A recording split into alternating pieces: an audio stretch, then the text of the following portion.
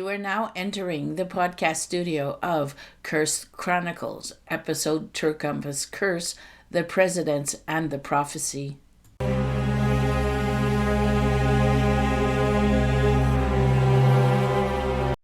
Welcome to Chronicles, the podcast where we explore history's most chilling curses, mysterious legends, and the dark stories that haunt our past. I'm your host, Sandra Pink, and today we dive into one of the most intriguing curses in American history, the curse of Tippecanoe, also known as Tecumseh's Curse.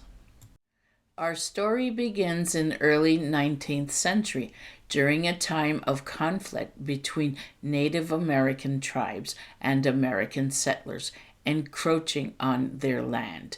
At the center of this tale is a man named Tecumseh, a Shawnee chief who envisioned a united Native American confederation to resist the growing tide of westward expansion.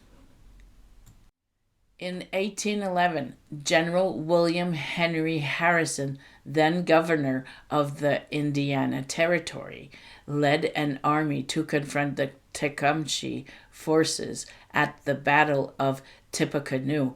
Tecumseh wasn't present at the battle, but his brother was. Known as the Prophet, he led the Shawnee warriors. The battle ended in defeat for the Native Americans, and their village was destroyed. The event cemented Harrison's reputation as a military leader and later helped propel him to presidency.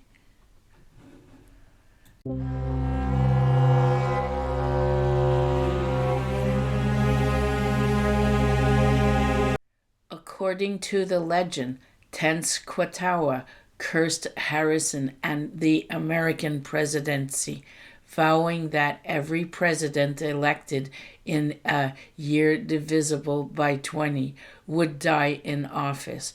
Whether this curse was actually spoken or is a later invention, it has fascinated historians and conspiracy theorists for decades. The presidents affected. Now let's take a closer look at the presidents who seemingly fell victim to this so-called curse, starting with William Henry Harrison himself.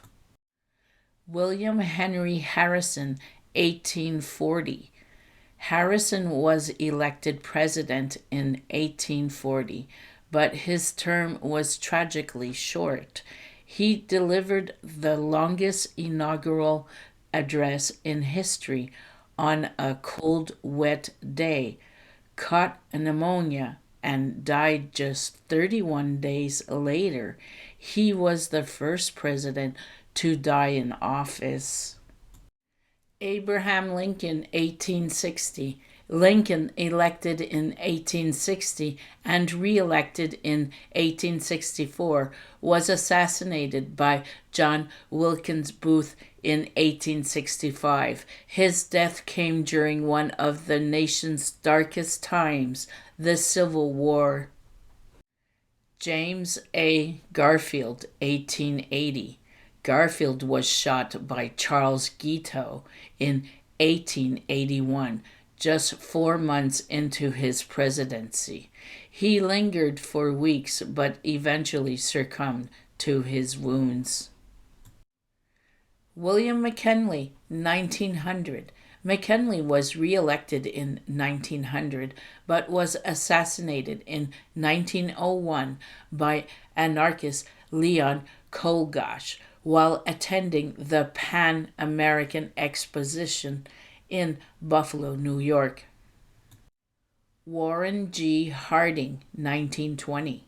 Harding died suddenly of a heart attack in 1923 while on a cross-country speaking tour. His death was surrounded by rumors of scandal and stress. Franklin D. Roosevelt, 1940. FDR was elected for an unpredicted third term in 1940 and a fourth in 1944. He died of a cerebral hemorrhage in 1945, just months into the fourth term, during the final stages of World War II. John F. Kennedy, 1960. Kennedy, one of the most charismatic leaders of the 20th century, was assassinated in Dallas in 1963. His death shocked the world and added another eerie layer to the curse. The breaking of the curse.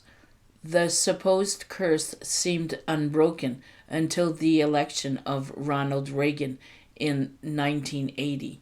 In 1981, an assassination attempt was made on Reagan's life by John Hinckley Jr.